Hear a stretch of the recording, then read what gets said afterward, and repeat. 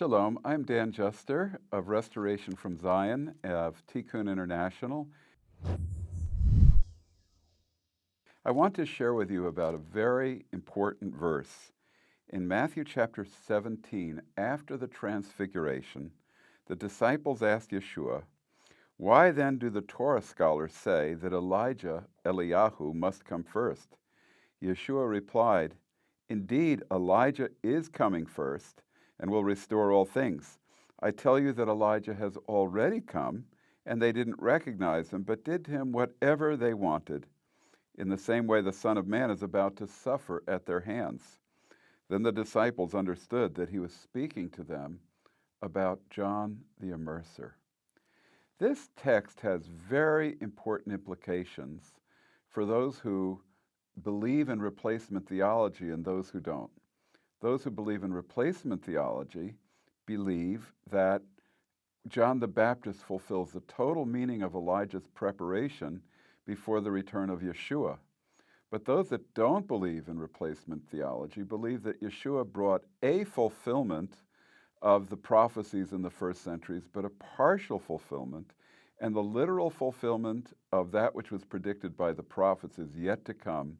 And so John the Immerser fulfilled part of the meaning of Elijah because he announced the first coming of Yeshua, but there's an Elijah prophecy that comes before the second coming.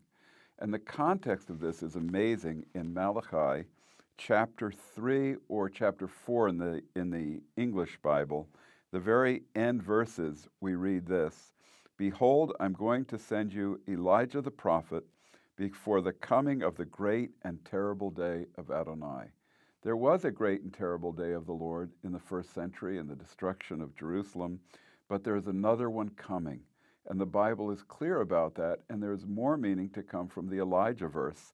And I think that this text is a very important text for what God is going to yet do through this Elijah figure before the second coming of the Lord.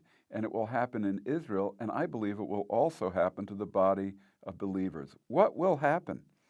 It says he will turn the hearts of the fathers to the children and the hearts of the children to the fathers. Has that happened yet? And we read, "Else I will come and strike the land with utter destruction." That before the Lord returns, we're going to have family reconciliation, beginning primarily with fathers and sons. So I want to encourage you that on the heart of God, the coming of the Lord is very, very much connected with family reconciliation.